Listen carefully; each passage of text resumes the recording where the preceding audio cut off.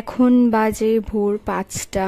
তো প্রথমে ওষুধ খাচ্ছি, এটাই আপনাদের সাথে আজকে ভ্লগের স্টার্টিং থেকে শুরু করলাম আর কি। যেহেতু শরীর ভালো না, গতকালকে ভ্লগ দিইনি, যদিও এই ভ্লগটা আমার গত পরশুর করা। তো চিন্তা করলাম যে এটাই শেয়ার করি আপনাদের সাথে।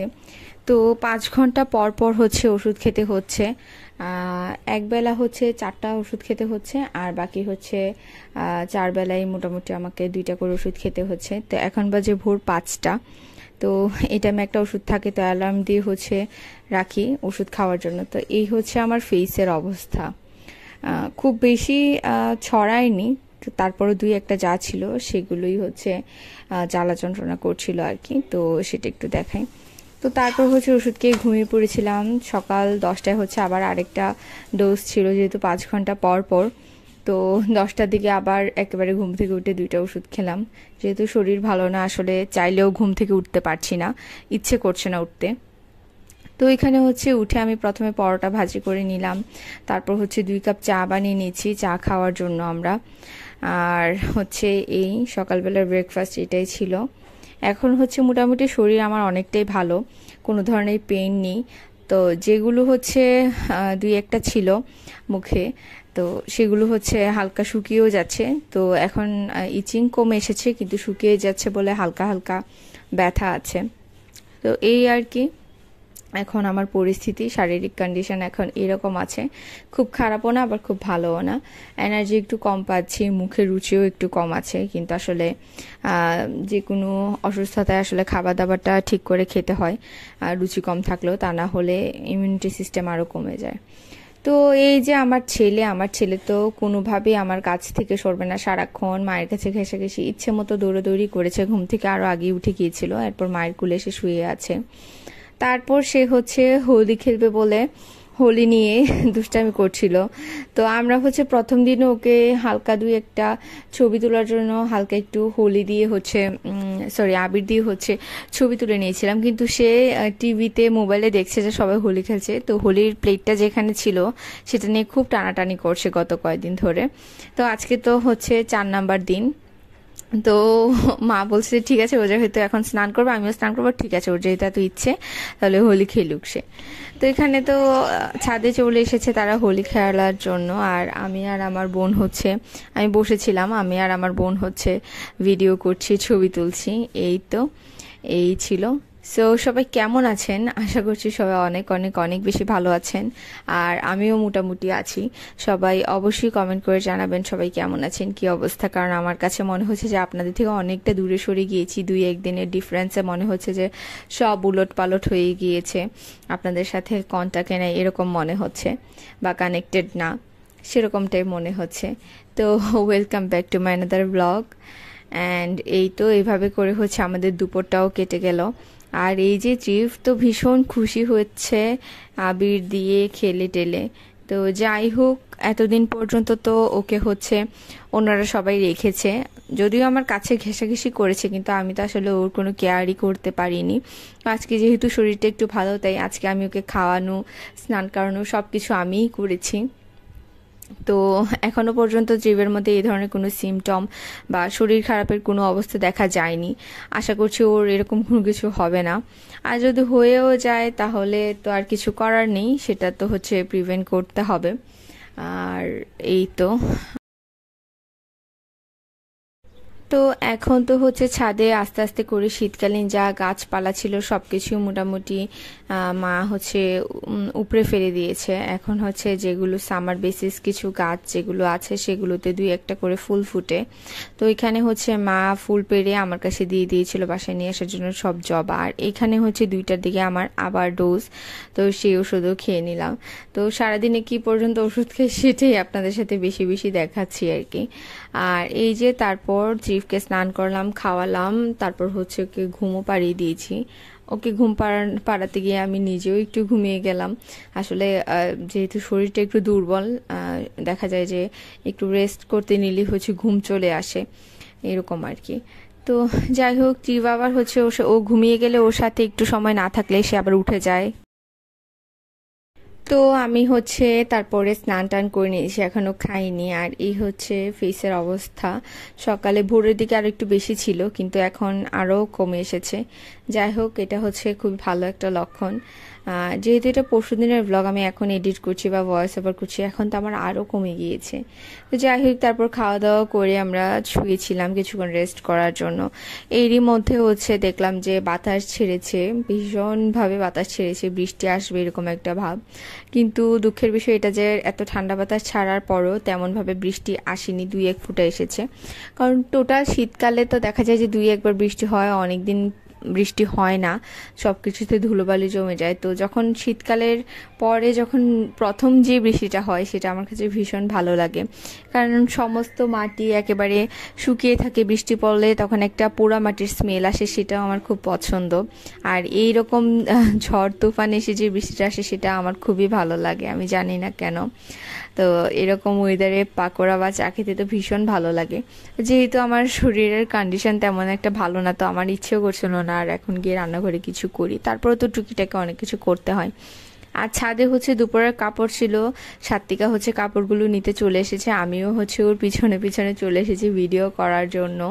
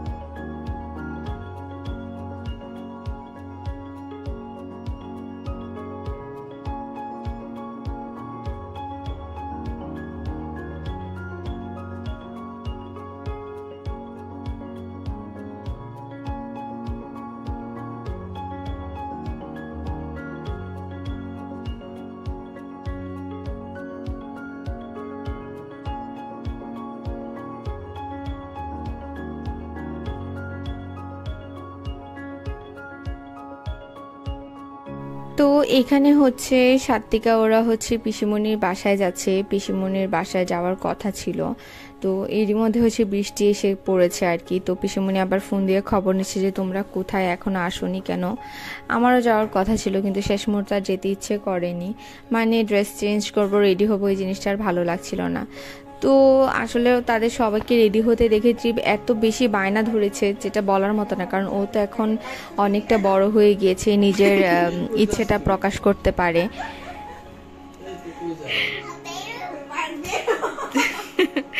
বেরো যাও না, বেরো যাও, বেরো যাও, বেরো যাও।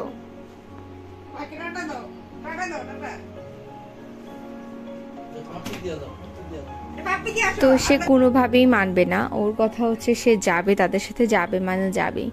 তো যাই হোক, বাইরে যেহেতু হালকা বৃষ্টিও হয়েছে, আমারও ইচ্ছে ছিল না ওকে দেওয়ার, যেহেতু আমি যাবো না, কিন্তু তারপরও দিয়েছি। এখন হচ্ছে ও অনেকটা থাকে বা থাকতে পারে, বুঝে অনেকটা। তো যাই হোক, সেজন্য হচ্ছে ট্রিপকে নিয়ে ওরা চলে গেল। সেও তো বেরু এসে খুবই খুশি, খুবই খুশি। তো ও হচ্ছে, আমি দেখেছিলাম কিছুদিন আগে আমরা একটা বিয়েতে গিয়েছিলাম, সেখান থেকে কোক এনেছিলাম ওর খেলার জন্য। তো ও হচ্ছে 5টার মতো কোক এনেছিলাম আমরা, ও হচ্ছে কোকগুলো দিয়ে খেলছিল। অলরেডি 4টা কোক আমি আর আমার বোন মিলে খেয়ে ফেলেছি, আর একটা কোকে আছে ওর খেলার জন্য। এই বেচারা তো খুব কান্নাকাটি করে যে ওর কোকের বোতলগুলো কোথায়। অ্যাকচুয়ালি আমরা খেয়ে ফেলেছি ওর কোক, তো একটা আছে, একটারও অল্প একটু খেয়ে ফেলেছি। তো ওর খেলার জন্য আসলে রেখে দিচ্ছে। তো সে এটা নিয়ে চলে যাবে, মানে যাবে, এটা যদি বাসায় রেখেছে, যদি এটা সে আর না পায় এসে, সেজন্য সে এটা নিয়ে যাওয়ার জন্য পাগল হয়ে গিয়েছে। তো আমি অনেকভাবে বলছিলাম বোতলটা দিয়ে যাও, না সেটা নিয়েই যাবে। তো যাই হোক, সে কোকের বোতল সহই পরবর্তীতে পিসুমণিদের বাসায় গিয়েছিল। পরে সেই কোকের বোতল আবার ফেরতও নিয়ে চলে এসেছে, মানে এরকম অবস্থা ওর। তো এই তো আমি জিফকে টাটা টাটা বাই বাই দিয়ে দিচ্ছি, ওরা হচ্ছে এখন বেরো দিতে চলে যাচ্ছে। আর এখানে হচ্ছে কিছু বুটের ডাল হচ্ছে সিদ্ধ করে মা রেখেছে, এগুলো আমার রান্না করার কথা। তো আমি হচ্ছে এখন বুটের ডাল রান্না করবো, অর্ধেকগুলো রান্না করবো, বাকিগুলো হচ্ছে ফ্রিজে রেখে দেবো। তো আমি আগেও বলেছি আমার ছেলের একটু কনস্টিপেশন প্রবলেম হয়, সেজন্য হচ্ছে ওকে ডক্টর সাজেস্ট করেছে এটা। তো মাঝখানে ওর আর তেমন প্রবলেম হয়নি, এখন ইদানিং আবার 2-1 দিন ধরে এই প্রবলেমটা হচ্ছে, সেজন্য হচ্ছে আবার এই ডালটা সিদ্ধ করে রাখলাম। আর এখানে হচ্ছে পাপা অনেক রকমের সবজি টবজি এনে রেখেছে এগুলো। তো যাই হোক, অর্ধেক ডালগুলো দিয়ে হচ্ছে আমি এখন ডালটা রান্না করে নিচ্ছি। তো ডালটা আমি রান্না করছি এই জন্য, কারণ হচ্ছে মা বলে যে আমার ডালটা নাকি বেশি ভালো হয়, তো সেই জন্যই আমি রান্না করছি। তো এই ডালটা তো আসলে একেবারে সিম্পল, তারপরও গ্রেভিটা আসলে অনেকে দেখা যায় যে অনেকের গ্রেভিটা পাতলা হয়ে যায়, কিন্তু আমার গ্রেভিটা অনেক ঘন হয় বলে হচ্ছে মা আমাকে রান্না করতে বলেছে। তো এই রেসিপিটা মোটামুটি সবাই জানেন, এটা আর আলাদা করে দেখানোর মতো কিছু না, তারপরও দেখাচ্ছি, যেহেতু রান্না করছি সেহেতু আপনাদের সাথে শেয়ার না করলে কি হয়, সেটা তো কখনোই হয় না। তো মা আগেই বলেছি যে ডালগুলো সিদ্ধ করে সব কিছু রেডি করে দিয়েছিল, আমি জাস্ট রান্না করছি। তো এখানে প্রথমে আমি প্যান দিয়েছি, প্যানটা ভালো করে গরম হয়ে যাওয়ার পর এখানে গোটা দারচিনি, এলাচ, শুকনো মরিচ, তেজপাতা দিয়েছি। তারপর ভালো করে যখন ফোড়নটা চলে এসেছে, এখানে হচ্ছে আমি একটা পেঁয়াজ কুচি দিয়ে দিচ্ছি। পেঁয়াজ কুচিগুলো যখন ভালো করে লাল লাল হয়ে আসবে, তখন হচ্ছে আগে থেকে ব্লেন্ডার করে রাখা আদা রসুন দিয়ে দিব আমি।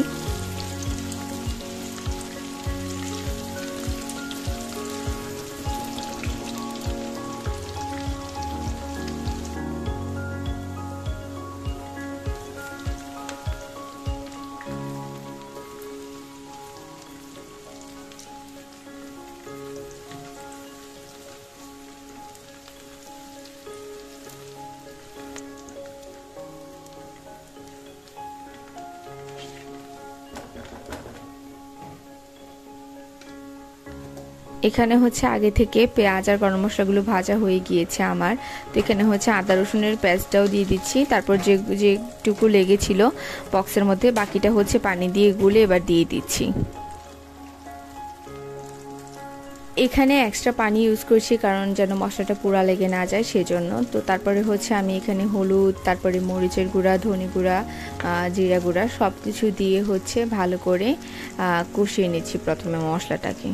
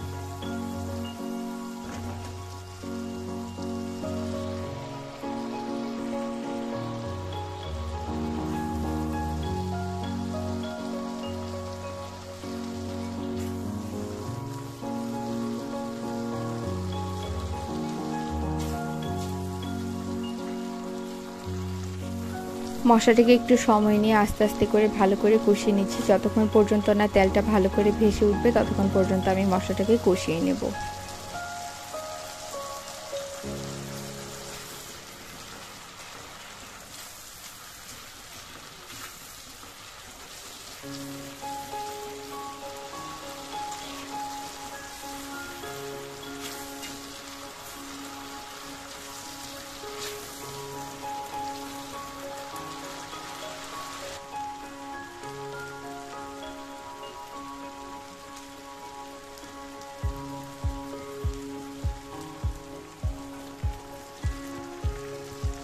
তো এখানে আমার মশলাটা কষানো হয়ে গিয়েছে, আর এখানে হচ্ছে ডালগুলো যেগুলো সিদ্ধ করা ছিল সমস্ত ডাল হচ্ছে আমি মশলার সাথে একসাথে দিয়ে দিলাম।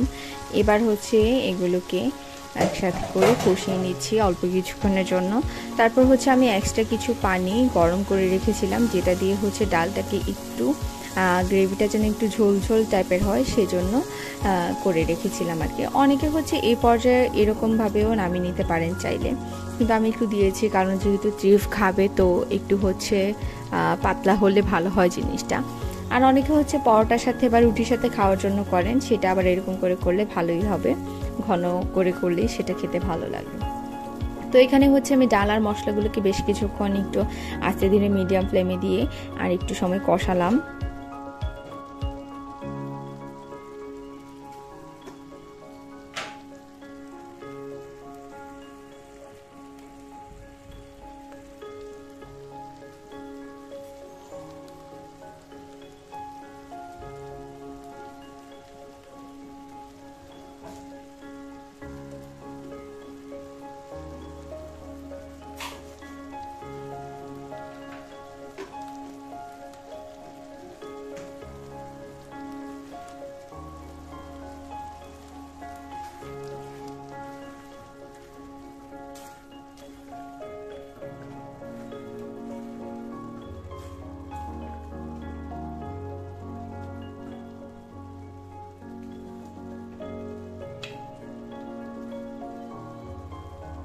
তো এই তো আমার কষানো হয়ে গিয়েছে ডাল। এবার হচ্ছে আমি এক্সট্রা যে গরম জলটা ছিল সেটা অ্যাড করে দিচ্ছি। তারপর এটার মধ্যে দুইটা ছোট ছোট কাঁচামরিচের ফালি দিয়ে নিচ্ছি, আর এরপর উপর থেকে হচ্ছে গরম মশলা দিয়ে দিব, একটু ঘি দিব, আর সামান্য একটু চিনিও দিয়েছি। এবার সবগুলোকে একসাথে মিশিয়ে অল্প কিছুক্ষণের জন্য জাল করে নেব। এই তো ব্যাস রেডি আমার সিম্পল এই ডালের রেসিপি।